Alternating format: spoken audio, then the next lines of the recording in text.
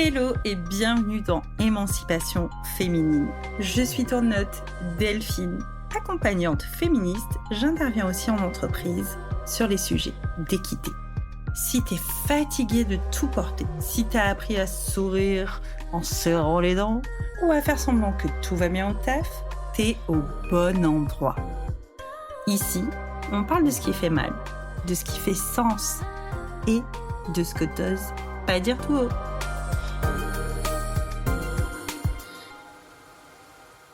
Bonjour Nathalie, je suis ravie de te recevoir dans le podcast Émancipation féminine. Est-ce que tu peux, s'il te plaît, te présenter, mais sans nous dire ce que tu fais, sans parler de ton job? Ah, très intéressant. Merci beaucoup Delphine de me recevoir. Je suis vraiment touchée.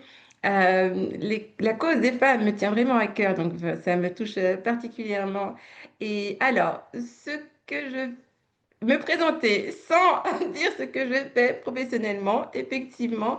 Alors moi, je suis une amoureuse de la nature. J'adore la nature. J'ai besoin de voir et d'être entourée de nature quotidiennement. J'aime les gens aussi. J'adore les gens, échanger, créer de vraies relations. Oui, s'entraider, créer des synergies. Et puis, euh, oui, là c'est ce qui me vient. Sans parler de ma profession, c'est ce qui me vient spontanément. Avant que tu nous diras un peu plus tard ce que tu fais, mais j'avais une deuxième question pour toi. Qu'est-ce que ça veut dire pour toi travailler et comment ça a évolué dans ta vie? Et peut-être que du coup, tu pourras, par ce même biais, nous présenter ton activité. Ah oui, oui, oui, volontiers. Travailler, ce que ça veut dire pour moi. Travailler, c'est déjà quelque chose que j'aime, que j'apprécie. Euh, Très tôt, j'ai vu mes parents, en fait, qui ont toujours travaillé très dur, beaucoup, parfois même un peu trop, hein, papa absent, maman qui travaille. Mais on voyait que le travail était quelque chose de positif, en fait. C'est quelque chose de valorisé. Donc, ça m'a toujours paru quelque chose de positif. Et, euh, et j'ai la chance en fait de pratiquer un travail qui est aussi ma passion. Donc en fait, trouve un travail que tu aimes, tu n'auras pas l'impression de travailler un seul jour de ta vie, hein, à peu près, c'est à peu près ça. C'est vraiment ça.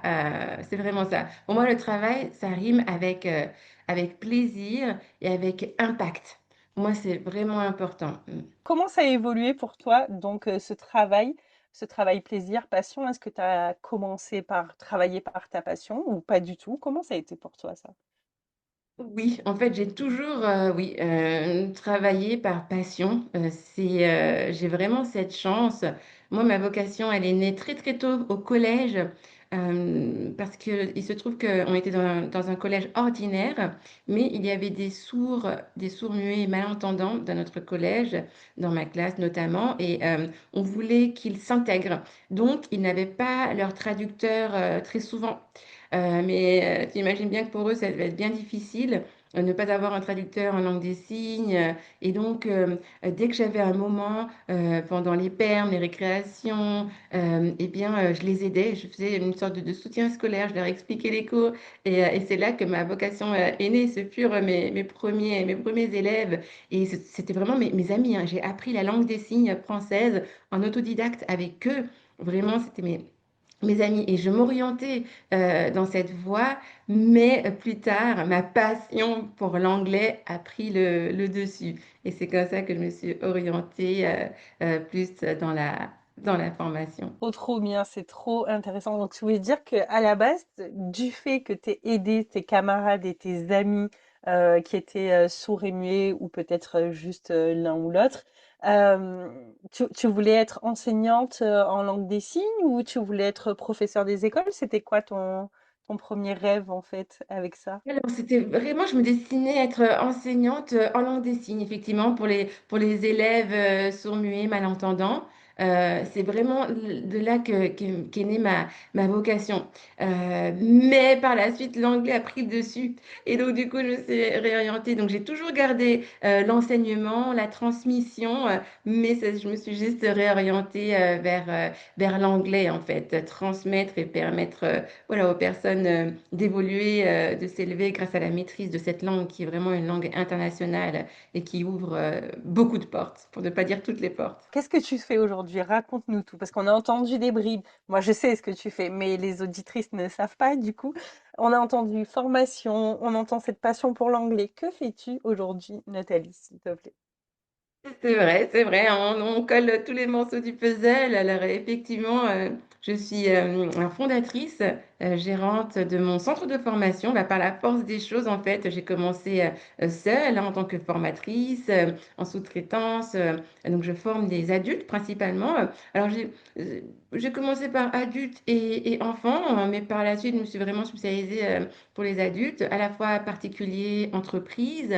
Donc j'ai commencé toute seule et ensuite, ben, les demandes grandissant, j'ai fini par créer mon centre de formation, LCF, pour langue, communication, formation.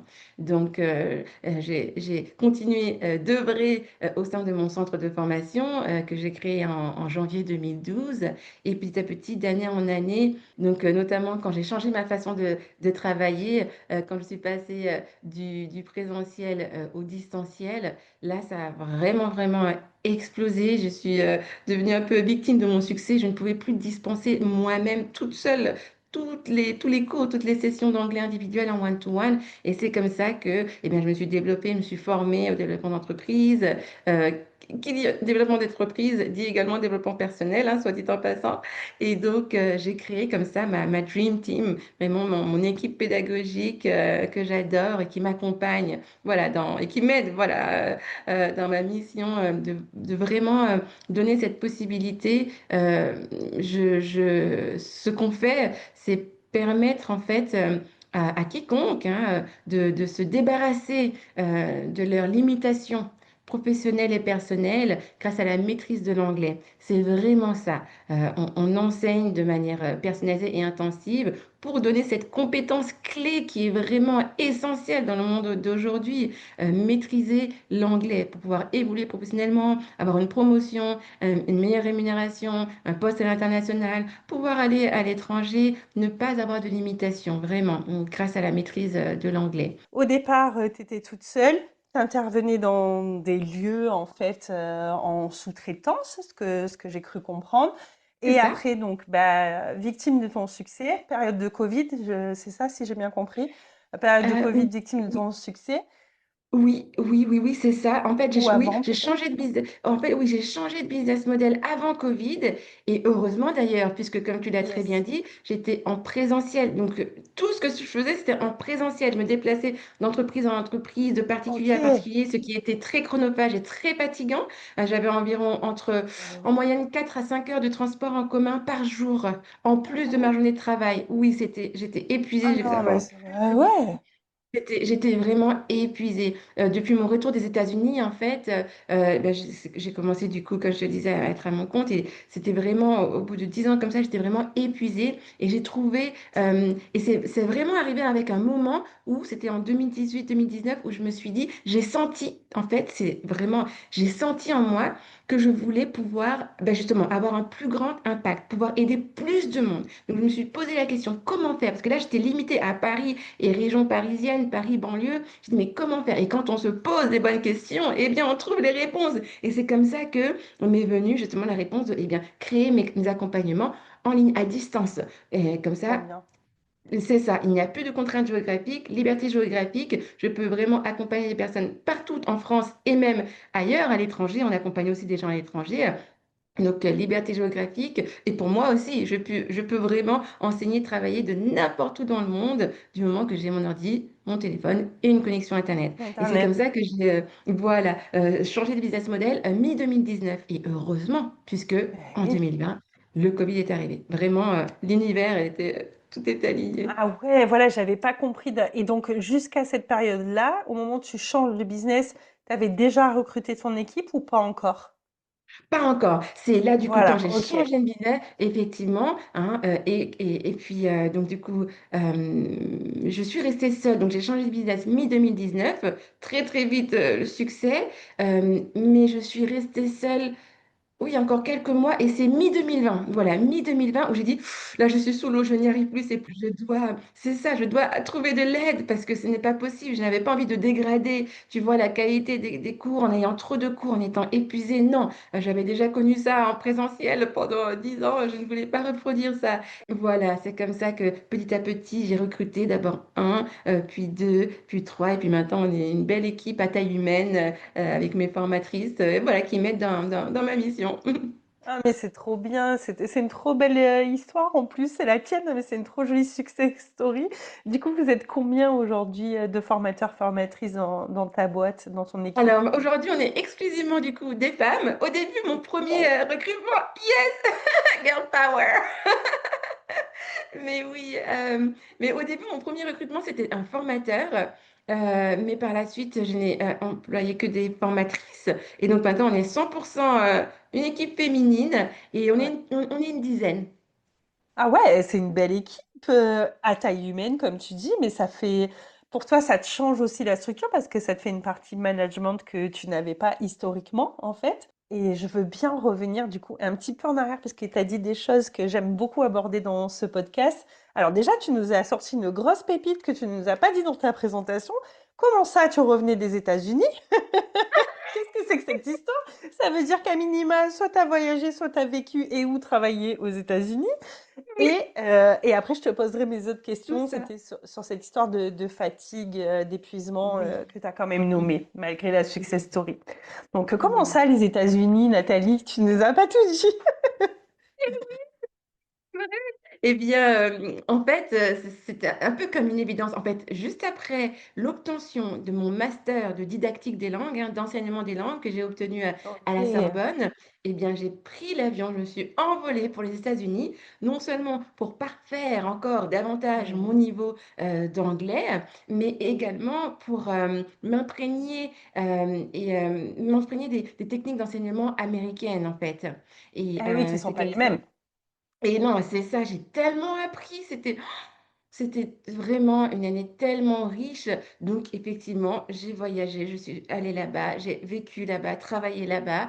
Ça a été vraiment l'une des plus belles années de ma vie, mais tellement riche, tellement intense, tellement enrichissante.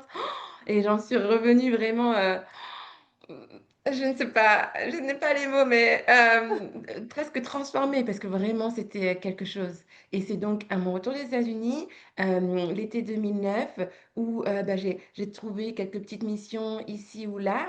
J'avais même réussi, entre guillemets, à décrocher un CDI, le sacro-saint CDI. Ah bah ici en France, hein, c'est le sacro-saint, comme tu dis. C'est le Exactement. Graal. Mais oui, mais oui, surtout que dans la formation, c'est très rare d'avoir un CDI, Eh très ben très oui, rare. ben Et oui. oui, et tout le monde me disait bravo Nathalie, bravo. Sauf que très vite, je me suis rendu compte que c'était en fait un contexte catastrophique. Je suis restée 10 mois. 10 mois. Au bout de 10 mois, j'ai Ah dit ouais. bye bye. J'étais exploitée, sous-payée. C'était horrible. Horrible. Et j'ai dit non, je n'ai pas fait 6 ans d'études. Euh, voilà, pour me retrouver dans ces conditions, surtout qu'il y avait une grosse dichotomie parce que tous mes élèves, même les clients, les personnes que je formais en entreprise, tout le monde était ravi des résultats que j'apportais, mais la hiérarchie, ça ne suivait pas. Et donc, j'ai dit, stop, je m'en vais. Ouais, pas d'évolution salariale, pas d'évolution de poste, rien quoi. Ouais, Rien c'est du pas tout. juste. Et puis, mais c'est pas juste. Et puis surtout qu'ils m'envoyaient, comme je te disais, j'avais énormément d'heures de transport. Et c'est, avec eux, c'était au summum. Et puis, ils m'envoyaient même, attends, vers la fin, ça a été la goutte d'eau, ils voulaient même m'envoyer au-delà de la région parisienne, donc au-delà. Et oui, donc c'est pour te dire, sans même me payer le complément des transports, en fait, s'ils voulaient que ce Ah soit un machin. non, ah oui, c'est de Et l'exploitation. Non mais attends, voilà, voilà, donc on pas est de prise d'accord. en charge des transports en commun, c'est tout pour ta pomme et plus la fatigue et plus pas de dédommagement, pas de prime. Waouh. C'est Oh. ça, comme tu dis, c'est de l'exploitation. J'ai fait non. bye bye. Et c'est comme C'était ça quoi, que un j'ai créé. centre de formation, une Oui, école? C'est une école oui, privée? c'était un C'était centre quoi? de formation, Un tout centre de à fait. formation. C'était un centre de formation. Il proposait différentes matières. Il y avait un peu de l'informatique, des langues. Donc oui, c'est un centre de formation. Et quand je suis partie, c'est vraiment quand je suis partie, la patronne a dit, mais tu ne sais pas, tu n'as jamais créé d'entreprise, tu vas voir. En gros, elle m'a dit, tu n'y arriveras pas. J'ai dit, bah, c'est ce qu'on verra. Ah Et bah, puis, aujourd'hui, on doit se bouffer les doigts. exactement. Mais c'est souvent ça, est-ce que tu es pas d'accord? C'est souvent ça qui te donne la niaque. Tu sais que moi, dans Oui. mon parcours, c'est vrai que je le dis jamais, je crois que les auditrices ne sont même pas au courant de ça. C'est que mon Ah, premier diplôme, après le brevet des collèges, mon premier diplôme, ça n'a pas été mon bac. J'avais quitté le cursus scolaire classique pour faire une voie professionnelle. Donc j'ai un CAP coiffure.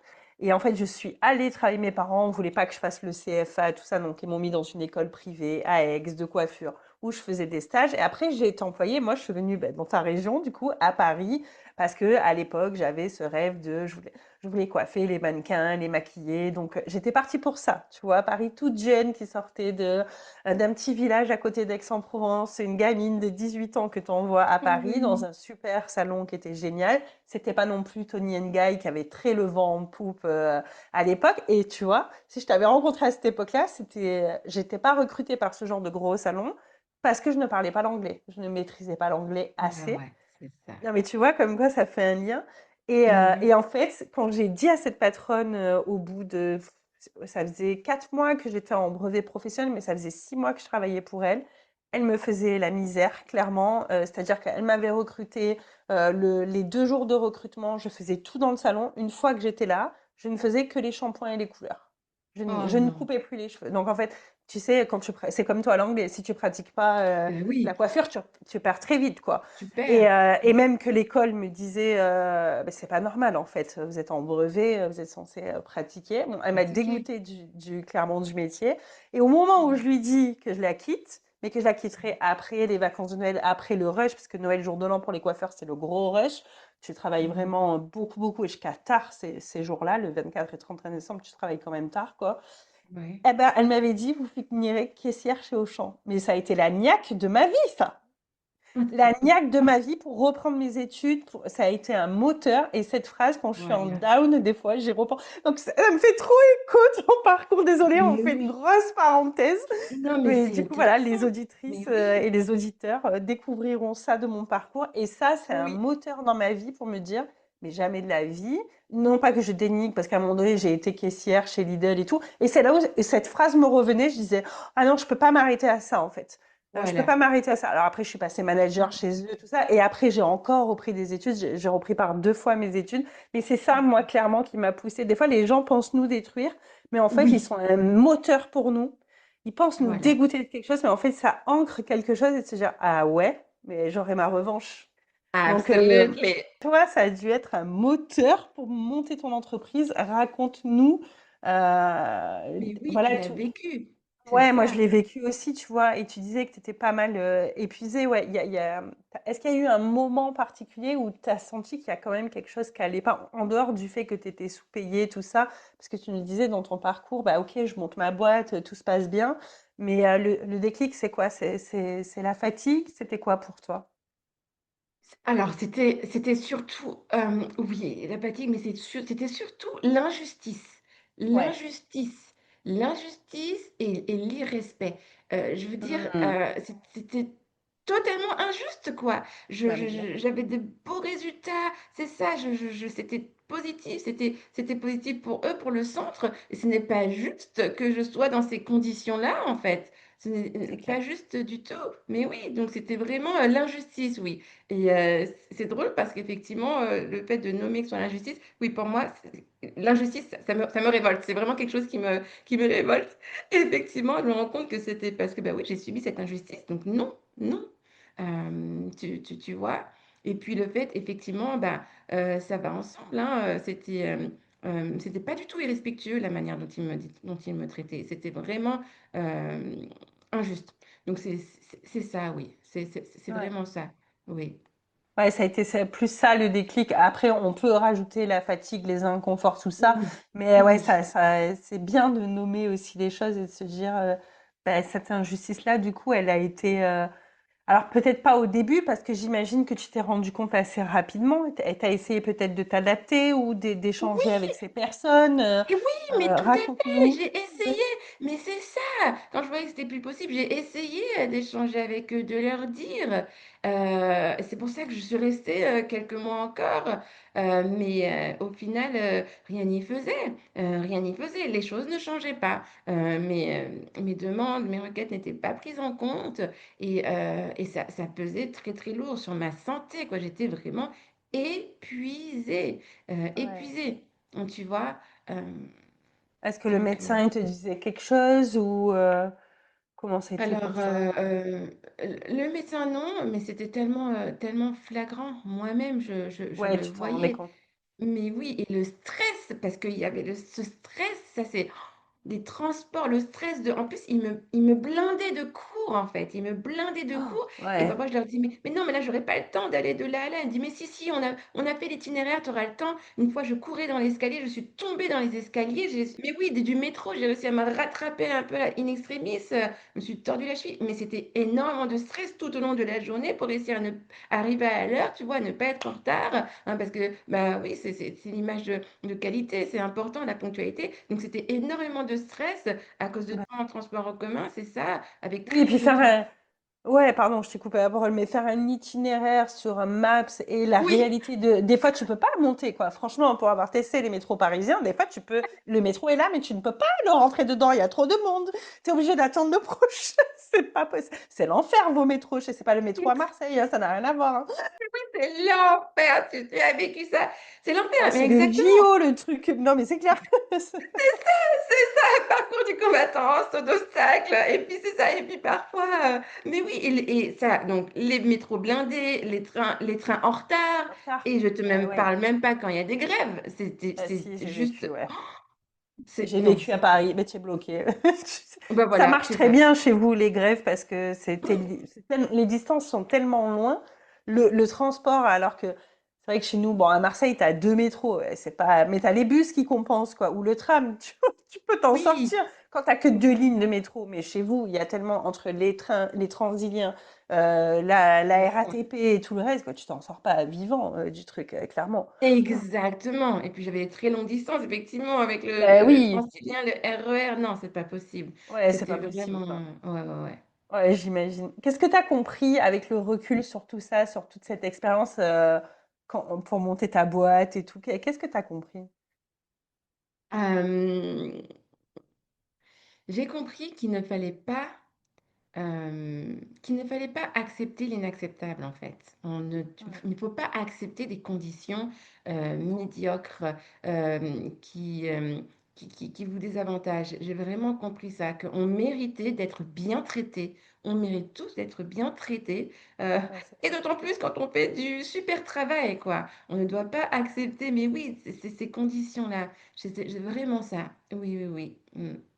Ouais, c'est clair. Tu penses que les femmes, on est plus sujettes à ça, à accepter des moins bonnes conditions que les hommes? C'est quoi ton avis un peu? C'est une Ah question oui, que je oui, n'avais pas oui. prévue, mais qui me vient avec ce que tu dis, du coup. Et je me dis, ouais, c'est vrai, pourquoi? Et souvent, c'est beaucoup. J'ai l'impression que nous, les femmes, de mon point de vue, on accepte des trucs mais lunaires juste pour avoir un job. Mais Je oui, comprends pas. Là où les mecs, ils mais diraient mais n'importe quoi, quoi. Mais c'est ça, Ou ils iraient mais c'est négocier des avantages ou du salaire, là où nous, j'ai l'impression qu'on est contente juste d'avoir le job, quoi. T'en penses mais quoi, c'est toi? ça. Mais oui, non, mais c'est vraiment le même constat, je suis tout à fait d'accord avec toi. Et je me pose parfois, oui, je me posais la question aussi, mais parce que je pense qu'on a trop été habitués, on nous a habitués en fait à se contenter de peu, en fait. C'est clair. C'est vraiment ça. Ouais, Et c'est pour ça qu'on subit des choses, mais que effectivement un homme jamais de la vie n'accepterait. Euh, et là encore dernièrement, j'étais à un événement professionnel et on parlait ouais, des difficultés qu'on avait traversées dans la vie. Il y a une personne qui a dit, eh bien moi, que maintenant, du coup, elle a pris la décision de ne plus accepter, alors que pendant des années, elle a accepté ça. Elle a dit, je n'accepte plus de me faire crier dessus. oh, c'est violent. Mon Mais Dieu. oui, elle se faisait crier dessus par sa hiérarchie, sur ses boss et tout ça pendant des années. Et quand elle m'a dit ça, mais moi, c'est arrivé une fois justement à mon début, à mon retour des États-Unis. Avant de trouver mon CDI de 10 mois, j'ai fait une mission de quelques mois en CDD, 3 4 mois, et dans un centre que je donnais à la fois des cours de français, de FLE, français langue étrangère, pour les Ouais. étrangers qui viennent en France, qui doivent apprendre, et puis également de l'anglais. Et là, cette mission, c'était en FLE. Et la directrice était vraiment exécrable. Elle ne pensait qu'à l'argent. Elle s'en fichait du bien-être des apprenants. Et elle était rentrée dans mon bureau et elle s'était mise à me crier dessus. J'ai, en fait, je ne sais pas si c'était la bonne réaction, mais j'ai crié dessus encore plus fort. Je lui ai renvoyé, J'adore. mais oui, mais je Miroir. lui, c'est ça, je lui ai crié dessus encore plus fort. J'ai dit, c'est inacceptable, je n'accepte pas ça. Et je suis partie. Mais jamais, jamais de la vie, ne pas se laisser marcher dessus. Mais c'est impossible pour moi. Impossible. Et malheureusement, trop de personnes, quand j'ai entendu cette femme-là qui me disait que depuis des années, elle se laissait se faire crier dessus, se faire engueuler. Mais pour moi, c'est inimaginable. Il ne faut pas accepter ça. Il ne faut pas Ouais, je crois accepter que ça. on a chacun nos curseurs, mais tu vois, on est capable aussi, si je reprends ton exemple et ton CD, du coup, que tu as écourté au bout de 10 mois, mais on est aussi capable, parce que ça nous choque, tu vois, le fait de Mais oui, crier ou la violence verbale physique, c'est le premier truc qui nous choque, mais par contre, le fait qu'on nous malmène parce qu'on t'envoie, on te blinde ton agenda avec des transports en commun à rallonge et que tu travailles, et que en plus de tes journées de travail, tu tapes 4 5 heures de transport en commun, on le voit moins que c'est une violence aussi dans le travail in fine. si, oui, Et je violent suis et et je suis d'accord, pardon, je suis d'accord avec toi aussi que tu disais, on nous a habitués à accepter le minimum. Et en fait, je pense que bah, la société aussi, peut-être qu'elle nous a, ça fait tellement des millénaires en réalité, on travaille depuis toujours, nous les femmes, mais ça et fait pas oui, longtemps qu'on est payé pour. oui, C'est juste voilà. ça. À notre juste valeur, je veux dire. Et encore, tout le monde n'est pas payé à sa juste valeur aujourd'hui en France, pas Aujourd'hui, du tout. non, pas du Non, tout. pas du tout. Et vraiment pas. Et quand on voit l'écart salarial entre les hommes et les femmes, on n'y est pas du tout, à l'égalité, quoi. Mais Et oui. clairement, ouais, je pense on nous formate clairement à ça, à dire, ben, déjà, vous travaillez. Je sais pas si toi, tu as eu ça un peu dans ta famille, moi, un peu ça quand même. Du côté de mes grands-mères, oui, mais t'as un travail, t'as un mari qui tape pas, sois heureuse, quoi. What, c'est le minimum, en fait. Ça fait pas tout. Tu vois?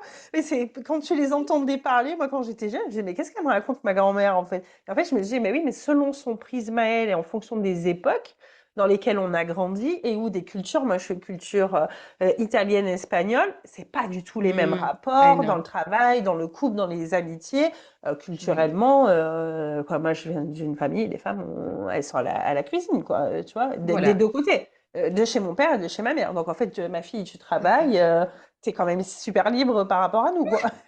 Oui, c'est ça, Oui, mais bon, j'aimerais bien te payer pour ce que je fais, quoi. Tu c'est vois, ça. c'est vachement intéressant ça, historiquement aussi, Oui, clairement, quoi.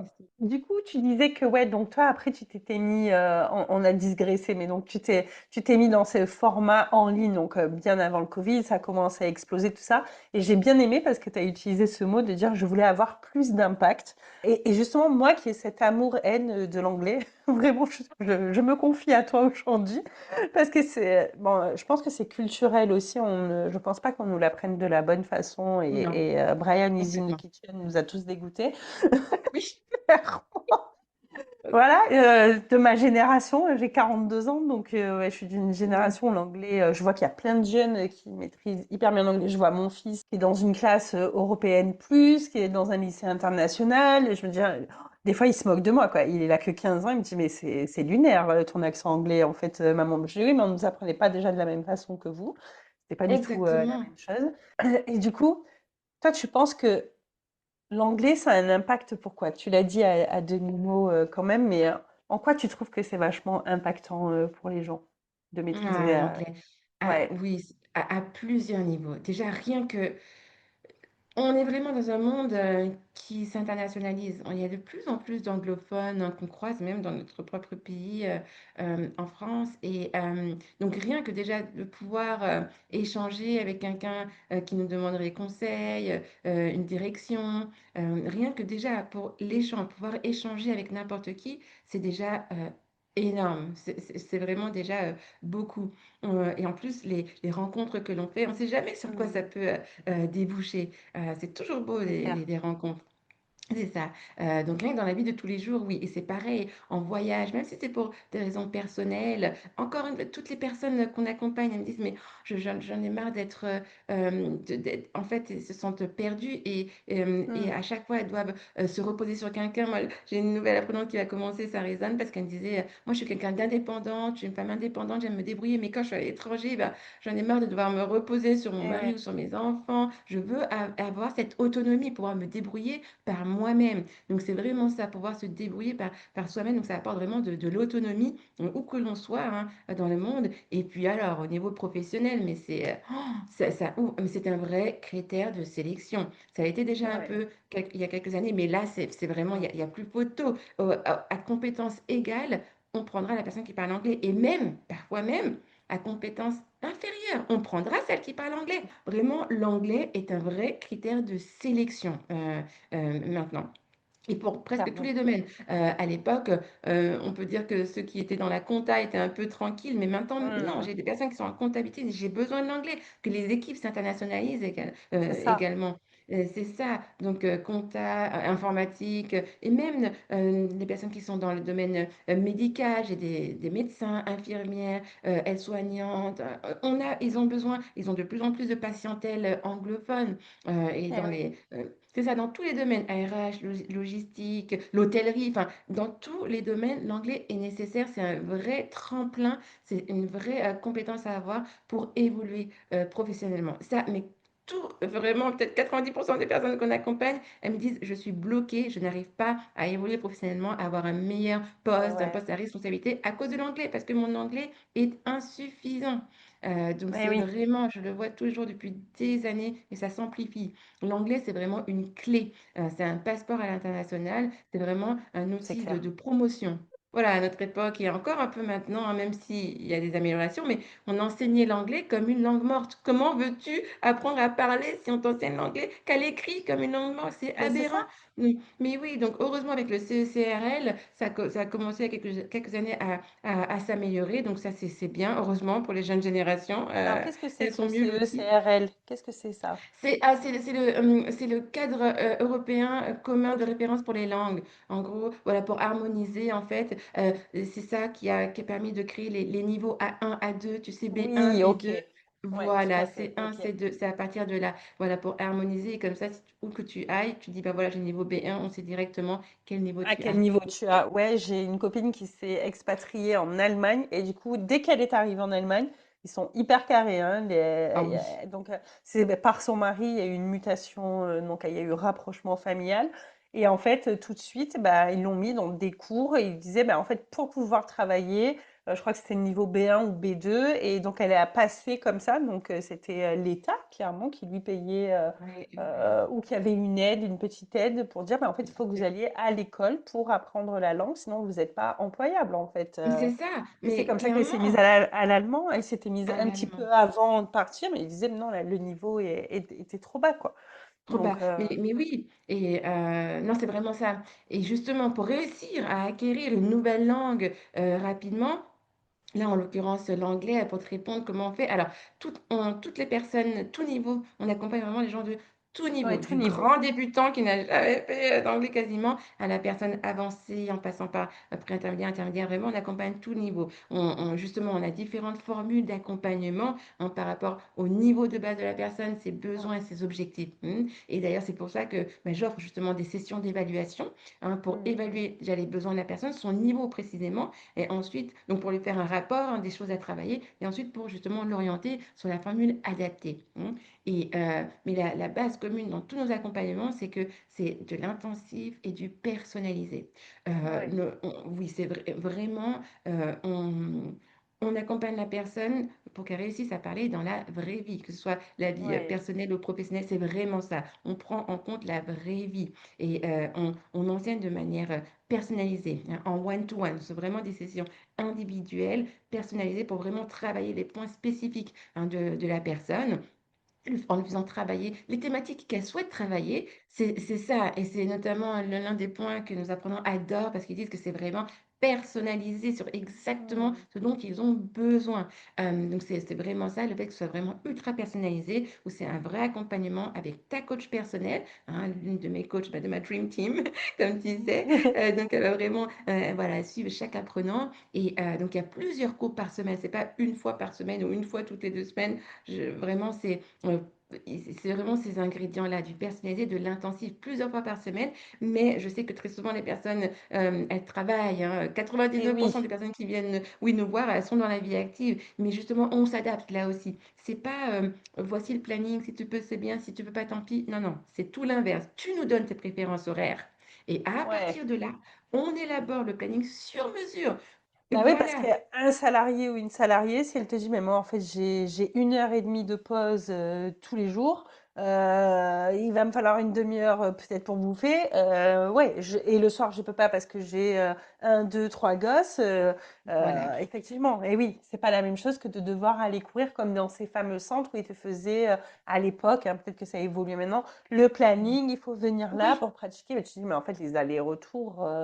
Ah ouais, mais c'était non. bien avant le Covid parce qu'il n'y avait pas le truc en ligne comme ça, quoi. Ouais, Effectivement. bien avant le Covid. Mais oui, c'est ça. Tu vois, nous, on a Ouais. vraiment pris le contre-pied de ça. On s'adapte à vous, on s'adapte à l'apprenant, à ses préférences horaires, à ses disponibilités. Ça peut être tôt le matin, dans la matinée, sur la pause déjeuner, l'après-midi, le soir, parfois même le week-end pour ceux qui veulent avoir certains cours le Eh week-end. On oui. s'adapte. Oui, c'est ça. Là, j'ai un papa, là, un jeune papa. Je lui ai demandé est-ce que tu aimerais des cours le week-end ou pas du tout. Il me dit non, non, non, le week-end, c'est la famille. En revanche, j'en ai d'autres qui disent oui, j'aimerais bien avoir des cours le week-end. Vraiment, on s'adapte. T'en es où, toi, aujourd'hui, avec tout ce beau parcours? Alors, bonne question. Alors, je suis contente parce que on continue d'accompagner et j'ai envie vraiment de pouvoir accompagner, de continuer d'accompagner le plus de monde possible, hommes comme femmes. Mais c'est vrai que, comme je t'ai dit, la condition féminine, ça me tient vraiment à cœur. Et donc, oui, souvent, comme on l'a dit, souvent les femmes sont défavorisées dans le monde du travail. Donc voilà, leur donner cette compétence clé en plus, c'est vraiment fabuleux, j'adore. Donc continuer de pouvoir accompagner le plus de monde possible avec nos accompagnements. Bah là d'ailleurs, l'équipe s'est agrandie. J'ai recruté dernièrement une nouvelle formatrice dans ma Dream Team. J'ai continué ma mission. J'adore. C'est ça que tu as envie de cultiver pour la suite, c'est ça? Oui, c'est vraiment ça, c'est vraiment ça. Je vois à quel point c'est un levier. Et puis, comme ça marche bien, on a aussi une autre branche, où, on enseigne d'autres langues également. Ok. Également oui, anglais, français, français dans l'étrangère, allemand, c'est pour ça, comme tu parlais de l'allemand et cette Ouais. nouvelle, coach que je viens de recruter, elle est à la fois, British et German, donc elle enseigne les deux, et Les puis deux. espagnol, donc anglais, Ouais. français, allemand, espagnol. Et tu parlais dans le monde sportif, on a accompagné sur plusieurs cycles un footballeur professionnel qui avait besoin Ah, de j'adore. l'espagnol, parce Eh qu'effectivement, oui, avec il tous ces change de voyages, club. et Bah oui, ouais. il change de club, c'est ça. Et là, dans son club, il a des personnes, voilà, des joueurs qui parlent Ouais. espagnol. Donc ça, c'est vraiment ça, voilà. Ouais, c'est génial. Euh, Accompagner les parcours, en fait, c'est ça. et pouvoir permettre aux gens d'être mobiles, transférables. Si on parle de sportifs, bah, tu es plus transférable si tu maîtrises. Et puis rien que pour comprendre ce que ton entraîneur te dit, c'est vachement Et important, quoi. oui, Et puis je crois que l'espagnol, sauf erreur de ma part, c'est la deuxième langue la plus parlée au oui, monde. c'est vrai, Donc c'est vrai. c'est quand même Donc, une langue importante. Ouais. importante, hein, qui ouvre des portes et qui permet d'avoir de pouvoir saisir de belles opportunités Opportunité. aussi. Ouais, trop bien. Un Mhm. trop, trop joli parcours. Mhm. Petite dernière question pour toi. S'il y avait Mhm. une chose que tu aurais aimé entendre plus tôt, Tu dirais quoi, par exemple, à une femme comme toi, mais à une femme comme toi, mais peut-être à une autre époque de toi, qu'est-ce que tu lui dirais aujourd'hui? Hmm. Qu'est-ce que tu aurais aimé entendre dans ton Ah parcours? ouais, ah ouais. Je lui dirais de rêver grand. Oui, de ne pas avoir peur d'avoir de grandes ambitions, de vouloir faire de grandes choses, de rêver grand, parce que tout est possible. Encore faut-il s'autoriser à juste l'imaginer. Ça me fait penser la phrase de fin que je mets dans mes emails, c'est la fameuse phrase de c'est if you can dream it, you can do it. Donc c'est vraiment ça. Si tu peux le concevoir, tu peux le faire. Si tu peux Ouais, l'imaginer, tu peux le phrase de Walt Disney. Donc c'est vraiment ça. S'autoriser, ne pas ouais, s'auto-limiter. C'est vraiment comme on le disait, hein, on nous a appris à se contenter de peu, à pas faire de bruit, à pas faire de vagues. Non, mm. donc s'autoriser à rêver grand, à avoir de belles ambitions pour sa vie personnelle, professionnelle, s'autoriser cela et aller justement chercher ce que l'on veut. Trop, trop bien. Où est-ce qu'on te retrouve, Nathalie? Peut-être qu'on peut te rejoindre sur des réseaux sociaux quelque part. Dis-nous tout.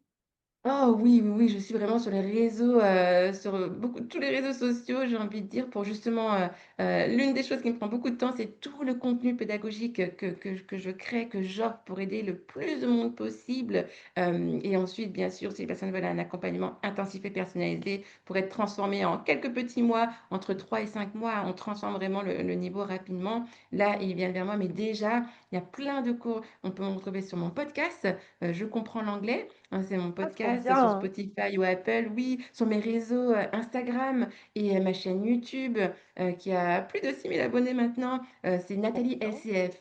Ouais, c'est très simple, on tape Nathalie LCF et on me trouve sur LinkedIn aussi, mais beaucoup sur Instagram, YouTube et TikTok, voilà. Et puis le podcast. Et puis j'ai même un blog qui s'appelle aussi je comprends l'anglais.com où il y a plein de quiz, c'est une mine d'or pour s'entraîner, évoluer, progresser, des quiz, des mini-cours, des réponses. Voilà. Ouah, j'adore. Merci de nous offrir tout ça. C'est ce qui s'appelle effectivement offrir de l'impact à tout le monde. J'adore. Bah, donc, vous retrouvez Nathalie sur Nathalie. C'est ça, LCF. Oui, c'est ça. Voilà, point LCF, un peu de partout. Et puis moi, je mettrais, si tu as une préférence, tu préfères que je mette quoi? Ta chaîne YouTube, ton compte Insta, qu'est-ce que ton compte TikTok, qu'est-ce que dans le lien de l'épisode, tu Dans préfères les que liens, je te renvoie oui. vers Ah où? oui, Insta et Insta. YouTube, si possible. Ou alors à choisir, oui, Insta. Parce qu'il y a aussi des Allez, stories sur Insta avec plus de yes. choses. Donc, oui. Mm. Trop bien. Merci Nathalie, j'étais ravie de te recevoir. À Mm. bientôt. Merci beaucoup, Delphine. Merci à toi. À bientôt. Merci pour ton écoute. Tu sais déjà comment faire. Abonne-toi, mets 5 étoiles et partage cet épisode. C'est ça qui fait grandir le podcast. Moi, je reste là.